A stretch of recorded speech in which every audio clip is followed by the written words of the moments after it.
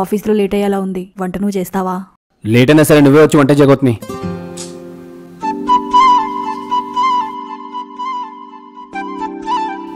మీరా? మేము కూడా నేర్చుకోవాలి కదమ్మా. సో యూట్యూబ్లో చూస్ చేసాము. ఏమైందమ్మా?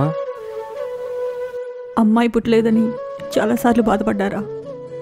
ఈరోజు ఆ ఫీలింగ్ తగ్గేలా చేశారా? మరి షేప్ ఇలా ఉంటే నీకు ఓకేనా?